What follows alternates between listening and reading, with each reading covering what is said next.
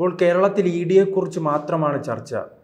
ഒരു ഭാഗത്ത് പിണറായിയുടെ മകൾക്കെതിരെ, മറ്റൊരു ഭാഗത്ത് ഗോകുലം ഗോപാലനെതിരെ അവസാനം അതിൻ്റെ ഒരു അറസ്റ്റ് നടന്നിട്ടുണ്ട്. അത് മുസ്ലിം ലീഗിൻ്റെ ഭാഗത്ത് നിന്നാണ്. മുസ്ലിം ലീഗിൻ്റെ മുൻ MLA ആയിരുന്ന നേതാവിനെയാണ് ഫാഷൻ ഗോൾഡ് തട്ടിപ്പുമായി ബന്ധപ്പെട്ട് അറസ്റ്റ് ചെയ്തിരിക്കുന്നത്. അത് ഏറ്റവും കൂടുതൽ വലിയ രീതിയിൽ ബാധിച്ച സാധാരണക്കാരെയാണ്, പ്രത്യേകിച്ച് കാസർഗോഡ്, അതോടൊപ്പം തന്നെ കണ്ണൂർ ജില്ലയിലെ സാധാരണക്കാരെയാണ് ഈ തട്ടിപ്പ് ബാധിച്ചിരിക്കുന്നത്. അങ്ങനെ രാഷ്ട്രീയ ഭേദമന്യേ ഇടിക്ക് വലിയ പണിയാണല്ലേ കേരളത്തിൽ. തീർച്ചയായിട്ടും ഈ മുസ്ലിം ലീഗ് നേതാക്കളായ മുൻ മഞ്ചേശ്വരം MLA MC കമറുദ്ദീനും അതുപോലെ തന്നെ പൂക്കോയ തങ്ങളും, ഇവർ രണ്ടുപേരെയാണ് ED കഴിഞ്ഞ ദിവസം ഇന്നലെ അറസ്റ്റ് ചെയ്തത്. അത് ഫാഷൻ ഗോൾഡ് നിക്ഷേപ തട്ടിപ്പ് അറിയാമല്ലോ. അവിടെ പൊതുജനങ്ങളിൽ നിന്ന് സ്വർണം കൊടുക്കാമെന്ന് പറഞ്ഞ് പണം വാങ്ങി വലിയ തോതിൽ വാങ്ങിയിട്ട്, അത് ചെറിയ തുകയൊന്നുമല്ല, കോടികളാണ് വാങ്ങിയത്.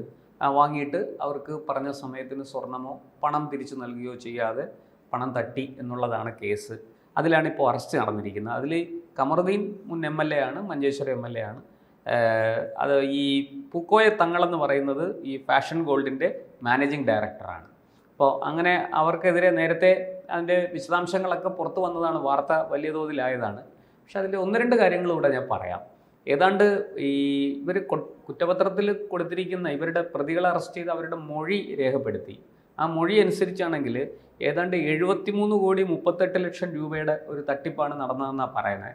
അതിൽ ഇവർ പറയുന്നത് 16,43,00,000 രൂപ അവർ ഈ മീഡിയ എക്സ്പെൻസ് ആയിട്ടാണ് കാണിച്ചിരിക്കുന്നത്, പരസ്യം കൊടുക്കൽ അങ്ങനെയൊക്കെ ഉള്ളതായിട്ടാണ് കാണിച്ചിരിക്കുന്നത്. അതുപോലെ തന്നെ 17,47,00,000 രൂപ ക്ഷേത്രങ്ങൾക്ക് ചിലവാക്കി എന്ന് പറയുന്നു. ഈ മുസ്ലിം ലീഗ് MLAയും ഈ ഫാഷൻ ഇതിൻ്റെ മുതലാളി പൂക്കോയ തങ്ങളും ഇസ്ലാം മത വിശ്വാസികളാണ്. അവരെങ്ങനെയാണ് ഇത് ക്ഷേത്രങ്ങൾക്ക് ഈ പണം ചിലവാക്കിയതെന്ന് മനസ്സിലാകുന്നില്ല. എന്തായാലും അങ്ങനൊരു സംഭവമുണ്ട്.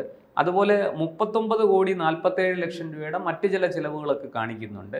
ഇങ്ങനെ ആ ഒരു തരത്തിലാണ് അവർ ആ ബാലൻസ് ഷീറ്റൊക്കെ തയ്യാറാക്കിയിരിക്കുന്നതെന്നാണ് പറയുന്നത്.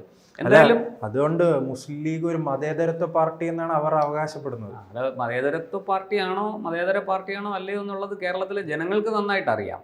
എന്തായാലും ഈ ഫാഷൻ ഗോൾഡ് തട്ടിപ്പുമായി ബന്ധപ്പെട്ട് നിരവധി മാധ്യമ സ്ഥാപനങ്ങളെയും വിവിധ സംഘടനാ നേതാക്കൾക്കും പണം കൈമാറിയിട്ടുണ്ട് എന്നുള്ള വിവരവും പ്രത്യേകം ഈ കുറ്റപത്രത്തിൽ എടുത്തു പറയുന്നുണ്ട്. എന്തായാലും അതിനെക്കുറിച്ച് വിശദമായ ഒരു അന്വേഷണവും കാര്യങ്ങളും ED നടത്തി എന്നാണ് ഇതിൽ നിന്ന് മനസ്സിലാകുന്നത്. ഇതിപ്പോൾ ഇനി പണ്ട് അല്ലേ ദേശീയ തലത്തിൽ NDA ഗവൺമെന്റിന്, പ്രത്യേകിച്ച് നരേന്ദ്രമോദി എതിർക്കാനായും കേന്ദ്ര ഏജൻസികളെ ഒതുക്കാൻ വേണ്ടിയാണ് ഇന്ത്യ മുന്നണി എന്ന സഖ്യ രൂപീകൃതമായത്. ഇപ്പോൾ ഒരു ഭാഗത്ത് പിണറായിയുടെ മകൾ, ഒരു ഭാഗത്ത് മുസ്ലിം ലീഗിന്റെ നേതാക്കൾ, ഒരു ഭാഗത്ത് വ്യവസായികൾ, അങ്ങനെ എല്ലാവരും കൂടെ കേരളത്തിൽ ഒരു സഖ്യം പ്രതീക്ഷിക്കാമോ? EDക്കെതിരെ ഒരു സഖ്യം? തീർച്ചയായിട്ടും. അല്ല, ഇന്ത്യ മുന്നണി ഇപ്പോഴും ഈ കേരളത്തിൽ തെരഞ്ഞെടുപ്പ് കാലത്ത് മാത്രമാണ് ഇന്ത്യ മുന്നണിയിൽ ഒരു വിള്ളലുണ്ടാകുന്നത്. LDFും UDFും രണ്ട്. അല്ല, അവർക്ക് ഇനി യോജിക്കാൻ ഒരു കാരണമല്ല. അവർക്ക് യോജിക്കാം, അവരെ സംബന്ധിച്ച്. അല്ല, കാരണമായി EDക്ക് വേണ്ടി ഒന്നും. അതെ, EDക്കെതിരെ വേറൊരു കാര്യം നാം വിട്ടുപോയിട്ടുണ്ട്. കരുവന്നൂരുമായി ബന്ധപ്പെട്ട് രാധാകൃഷ്ണന് വരുന്നു. ഞാൻ അതാണ് പറയാൻ വന്നത്. ഇന്നലെ തന്നെ കരുവന്നൂരിൽ ഇപ്പോൾ അവരുടെ ഏക MP, കേരളത്തിൽ നിന്നുള്ള ഏക MP രാധാകൃഷ്ണൻ സാറിനെ ചോദ്യം ചെയ്യാൻ വിളിപ്പിച്ചിട്ടുണ്ട്. അദ്ദേഹത്തെ സംബന്ധിച്ച് വ്യക്തിപരമായിട്ട് തന്നെ നമുക്കറിയാം, വലിയ അഴിമതി ഒന്നും ചെയ്യുന്ന ആളല്ല അദ്ദേഹം. ഇപ്പോഴും വളരെ നിസ്വാർത്ഥനായിട്ട് പ്രവർത്തിക്കുന്ന ഒരാളാണ്. ആ പാർട്ടിയിൽ ഈ കനലൊരു തരി എന്നൊക്കെ പറയുന്നത് പോലെ കമ്മ്യൂണിസ്റ്റ് ആശയം പേറുന്ന അവസാന വിരലിലെണ്ണാവുന്ന ആൾക്കാരിൽ ഈ വംശനാശം സംഭവിച്ചു കൊണ്ടിരിക്കുന്ന ഒരു വിഭാഗമാണ്. അതിൽ ഒരാളാണ് അദ്ദേഹം. പാർട്ടിക്കുള്ളിലെ മറ്റ് ബൂർഷ്വ ഇടപെടലുകൾ പോലെ അല്ല, അല്ലെങ്കിൽ ആൾക്കാരെ പോലെ അല്ല അദ്ദേഹം. പക്ഷെ അദ്ദേഹത്തിനും ഈ ED സമൻസ് അയച്ച് EDയുടെ ഓഫീസിൽ ഹാജരാകേണ്ടി വന്നു. അതിന് കാരണം ഈ കരുവന്നൂർ തട്ടിപ്പ് നടക്കുന്ന കാലത്ത് അദ്ദേഹം തൃശ്ശൂർ ജില്ലാ സെക്രട്ടറി ആയിരുന്നു. അപ്പോൾ പാർട്ടിക്കുള്ളിലെ പല നേതാക്കളും, ഏരിയ സെക്രട്ടറിമാരും ലോക്കൽ സെക്രട്ടറിമാരും ഒക്കെ ഈ കരുവന്നൂർ കള്ളപ്പണ ഇടപാടിൽ പെട്ടിട്ടുണ്ട്. അവിടുത്തെ സൊസൈറ്റിയിൽ നിന്ന് പണം അടിച്ചു മാറ്റുക, അനധികൃതമായി വായ്പ എടുക്കുക, കള്ളരേഖകൾ കൊടുത്ത് വായ്പ എടുക്കുക, ഇതിങ്ങനെയുള്ള ഒരുപാട് കുഴപ്പങ്ങൾ അവിടെ നടന്നിട്ടുണ്ട്. അതിൽ ഇദ്ദേഹം അവിടെ പാർട്ടിയുടെ ജില്ലാ സെക്രട്ടറി ആയിരുന്നു എന്നുള്ളത് കൊണ്ടാണ് അദ്ദേഹത്തെ ചോദ്യം ചെയ്യാൻ വിളിപ്പിച്ചിരിക്കുന്നത്. അല്ല, അന്ന് അദ്ദേഹം ജില്ലാ സെക്രട്ടറി ആയിരിക്കുമ്പോഴും അതിനെക്കുറിച്ച് കൃത്യമായ ധാരണ കാണുമല്ലോ. തീർച്ചയായിട്ടും. നമ്മൾ അഴിമതി ചെയ്തില്ലെങ്കിലും അഴിമതി ചെയ്യുന്നത് പോലെയാണ് ഇവിടെയും. ഈ പാർട്ടിയുടെ സമ്മർദ്ദത്തിന് വഴങ്ങി ഇത്തരം കുഴപ്പങ്ങൾക്ക് കൂട്ടുനിൽക്കുന്ന ആൾക്കാർക്കെല്ലാം അവസാനം ഇതാണ് അഴിമതി. അവർക്കും അവസാനം അഴി തന്നെയായിരിക്കും ഫലം എന്നുള്ളതാണ് ഇതൊക്കെ ചൂണ്ടിക്കാണിക്കുന്നത്. എന്തായാലും ഈ മുസ്ലിം ലീഗിൻ്റെ ഈ MLA-യും ഒപ്പം ഈ പറയുന്നത് പോലെ ഫാഷൻ ഗോൾഡിൻ്റെ മുതലാളിയും ചേർന്ന് ജനങ്ങളെ വലിയ ഏതാണ്ട് 100 കോടി രൂപയുടെ തട്ടിപ്പ് അവിടെ നടന്നു എന്നാണ് അന്ന് വാർത്തകൾ പുറത്തു വന്നപ്പോൾ തന്നെ ലഭിച്ച വിവരം. അത് അന്ന് ഈ പറയുന്നത് പോലെ പോലീസിന് അന്വേഷിക്കാവുന്ന ഒരു കേസല്ല അത്. ഈ സാമ്പത്തിക കുറ്റകൃത്യങ്ങൾ അന്വേഷിക്കേണ്ടത് പോലീസിൻ്റെ ജോലിയല്ലല്ലോ. അതുകൊണ്ട് തന്നെ അത് കൃത്യമായിട്ടും ഈ ഇൻകം ടാക്സ് വഴി അത് ED-യിലേക്ക് എത്തുകയും ED അത് അന്വേഷിക്കുകയും ചെയ്തു. ഇതിനകത്ത് മറ്റൊരു വിഷയം കൂടിയുണ്ട്. ഈ ജനങ്ങളിൽ നിന്ന് പിരിച്ചെടുത്ത പൈസ മാത്രമല്ല, വിവിധ തരത്തിൽ കള്ളപ്പണം വന്നിട്ടുണ്ട്, ഹവാല പണം ഇതിനകത്ത് വന്നിട്ടുണ്ട് എന്ന ആക്ഷേപം അന്ന് തന്നെ ഉയർന്നിരുന്നു. അപ്പോൾ അതിനെ സംബന്ധിച്ചുമൊക്കെ ED-ക്ക് കൂടുതൽ എന്തെങ്കിലുമൊക്കെ കണ്ടെത്തലുകൾ നടത്തിയിട്ടുണ്ടാവും.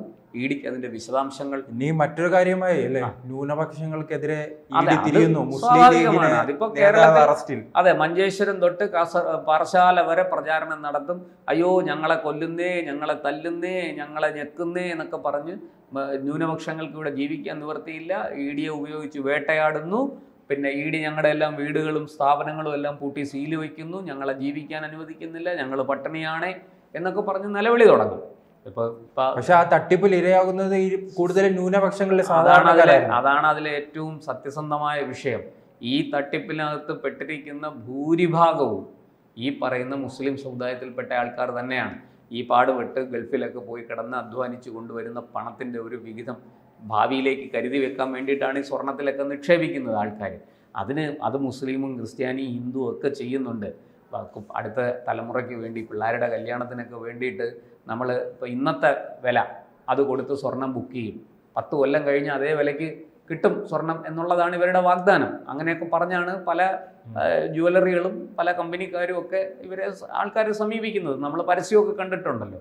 അതുപോലെയുള്ള പല ഇടപാടുകൾ ഇതിനകത്ത് നടത്തി ഈ പാവപ്പെട്ട ആൾക്കാരെ പോയി ഈ പറയുന്ന ഗൾഫിലെ മണലാരണ്യത്തിൽ കിടന്ന് ചുട്ടുപൊള്ളുന്ന ആ മണലാരണ്യത്തിൽ കിടന്ന് ചോര നീരാക്കി അധ്വാനിച്ചു കൊണ്ടുവരുന്ന പണം, അതിൻ്റെ ഒരു ഓഹരിയാണ് അവർ ഈ പറയുന്നത് പോലെ ഈ ഒരു നിക്ഷേപത്തിൻ്റെ ഭാഗമായിട്ട് സ്വർണമായിട്ട് ഇരുന്നോട്ടെ, അടുത്ത തലമുറയ്ക്ക് ഉപയോഗിക്കാം. പ്രത്യേകിച്ചും പെൺകുട്ടികളുടെ വിവാഹത്തിനൊക്കെ അതൊരു വലിയ അവരുടെ ജീവിതത്തിനൊരു മുതൽക്കൂട്ടാണ്. അങ്ങനെയൊക്കെ ഉദ്ദേശിച്ചാണ് അച്ഛനമ്മമാർ അത് ചെയ്യുന്നത്. അപ്പോൾ അത്തരത്തിലൊക്കെ പണം നിക്ഷേപിച്ച ആൾക്കാരെ ഒന്ന് ആലോചിച്ച് നോക്കുക, അവരുടെ ജീവിതം എന്തായി തീരും? അവരുടെ ജീവിതത്തിലെ മുഴുവൻ ആയുസ്സിലെയും അധ്വാനത്തിൻ്റെ ഫലമാണ് ഇങ്ങനെ തട്ടിയെടുക്കുന്നത്. അല്ല, പണ്ട് വർഷങ്ങൾക്ക് മുൻപ് രാഷ്ട്രീയ പാർട്ടികളുടെ ഇടയിൽ ഒരു സംസാരം ഉണ്ടായിരുന്നു, കേരളത്തിൽ അങ്ങനെ അഴിമതി കുറവാണ്, ഉത്തരേന്ത്യ സംസ്ഥാനങ്ങളെ വെച്ച് നോക്കുമ്പോൾ അഴിമതി കുറഞ്ഞൊരു സംസ്ഥാനമാണ്, നേതാക്കൾക്ക് അങ്ങനെ അമിത മോഹമില്ല, സമ്പത്തിനോട് താല്പര്യമില്ല എന്നെല്ലാം ഒരു ചർച്ച ഉയർന്നു വന്നിട്ടുണ്ടല്ലോ. ഇപ്പോൾ അതിൽ നിന്നല്ല വ്യത്യസ്തമായി പണം ഉണ്ടാക്കണം എന്നൊരു ചിന്തയിലേക്ക് കേരളത്തിലെ നേതാക്കളും മാറിയിട്ടുണ്ടോ? തീർച്ചയായിട്ടും ഇപ്പോഴത്തെ നേതാക്കൾക്ക് പണം ഉണ്ടാക്കണമെന്ന ചിന്ത മാത്രമേ ഉള്ളൂ. പണ്ട് നമുക്കറിയാം, ലാലു പ്രസാദ് യാദവിനെ പോലെയുള്ളവർ കാലിത്തീറ്റ കുംഭകോണം നടത്തിയത് 900 കോടി 1000 കോടിയുടെ അഴിമതിയൊക്കെയാണ് നടത്തിയത്. അന്ന് കേരളത്തിലൊക്കെ ഏതാനും ചെറിയ എന്തെങ്കിലുമൊക്കെ ആരോപണങ്ങളാണ് ഉയരുന്നത്, ഏതാനും ലക്ഷം രൂപയുടെ അല്ലേ. നമ്മൾ കേട്ടിട്ടുള്ളൊരു വലിയ അഴിമതി പാമോലിൻ അഴിമതിയാണ്. അതുപോലും എത്ര രൂപയുടേതാണെന്ന് കേരളീയർക്ക് അറിയാം. പക്ഷേ ഇന്നിപ്പോൾ അങ്ങനെയൊന്നുമല്ല, കോടാനുകോടികളുടെ അഴിമതിയാണ് ഇവിടെ നടക്കുന്നത്. പാമോലിനൊക്കെ കഴിഞ്ഞ് പിന്നെ നമ്മൾ കേട്ട ഒരു അഴിമതി എന്ന് പറയുന്നത് ലാവ്ലിനാണ്. 350 കോടി രൂപയുടെ ഒരു തട്ടിപ്പാണെന്നാണ് അതിനെക്കുറിച്ച് നമ്മൾ കേട്ടിട്ടുള്ളത്. അതിനെ തുടർന്ന് പിന്നീട് വന്ന നിരവധി അഴിമതി കേസുകളുണ്ട്. ഇപ്പോൾ ഈ പറയുന്ന ബീഹാറൊക്കെ ഒതുങ്ങി, ഇപ്പോൾ അവിടെ നിന്നും വലിയ അഴിമതിയൊന്നും കേൾക്കുന്നില്ല. ലാലുവിനെയൊക്കെ പിടിച്ച് ജയിലിലിട്ടതോടുകൂടി അത് ഒതുങ്ങി. പക്ഷേ ഇപ്പോൾ ഇവിടെ കേരളത്തിൽ നിന്ന് എന്നും അഴിമതിയുടെ കഥകൾ മാത്രമേ കേൾക്കാനുള്ളൂ. അഴിമതി മാത്രമല്ല, വലിയ തട്ടിപ്പുകളും ഇതുപോലെയുള്ള ഈ ആട് തേക്ക് മാഞ്ചിയം എന്ന് പറയുന്നത് പോലെയുള്ള വലിയ തട്ടിപ്പുകളാണ് ഇപ്പോൾ കേരളത്തിൽ അരങ്ങേറുന്നത്. 1 ഇട്ടാൽ 2 ആകും, 2 ഇട്ടാൽ 4 ആകും എന്ന് പറഞ്ഞ് ആൾക്കാരുടെ നിന്ന് പണം വാങ്ങി ടോട്ടൽ ഫോർ യു അതുപോലെയൊക്കെയുള്ള തട്ടിപ്പുകൾ നിരന്തരം നടക്കുകയാണ്. എത്രയായാലും മലയാളി ഇത് പഠിക്കുന്നില്ല എന്നുള്ളതാണ് സത്യം. ഈ പറയുന്നത് പോലെ ഒരു MLA കൂടെ മുമ്പിൽ നിർത്തിയാൽ ജനങ്ങളുടെ വിശ്വാസം ആർജിക്കാമല്ലോ. പക്ഷേ അതിൻ്റെ കടക്കൽ തന്നെ കത്തി വെച്ചിരിക്കുകയാണ് ED. വളരെ കൃത്യമായിട്ട് 2 പേരെയും തൂക്കി എത്ര രൂപയുടെ അഴിമതി നടന്നു, എത്ര രൂപയുടെ തട്ടിപ്പ് നടന്നു എന്നൊക്കെ ED കൃത്യമായിട്ട് കുറ്റപത്രം ഫയൽ ചെയ്തിട്ടുണ്ട്. ആ കുറ്റപത്രത്തിൽ വിശദമായിട്ട് കാര്യങ്ങളുണ്ട് എന്ന് തന്നെയാണ് ലഭിക്കുന്ന സൂചന. ലീഗിന്റെ പ്രിയ തോഴനായ സന്ദീപ് വാര്യർ ഇതുമായി ബന്ധപ്പെട്ട് എന്തെങ്കിലും പോസ്റ്റ് ഇടുമോ എന്തോ? അത് അറിയില്ല, അദ്ദേഹം ഇടാൻ സാധ്യതയുണ്ട്. പ്രത്യേകിച്ചും അദ്ദേഹം ഇപ്പോൾ ഗൾഫ് സന്ദർശനത്തിലാണെന്നാണ് ഞാൻ അറിഞ്ഞത്. അദ്ദേഹം തീർച്ചയായിട്ടും മുസ്ലിം ലീഗിന് വളരെ വേണ്ടപ്പെട്ട ആളാണ്. അപ്പോൾ EDയുടെ വേട്ടയാടലിനെ കുറിച്ച് അദ്ദേഹം എന്തെങ്കിലും പറയാതിരിക്കില്ല എന്ന് തന്നെ നമുക്ക് പ്രതീക്ഷിക്കാം.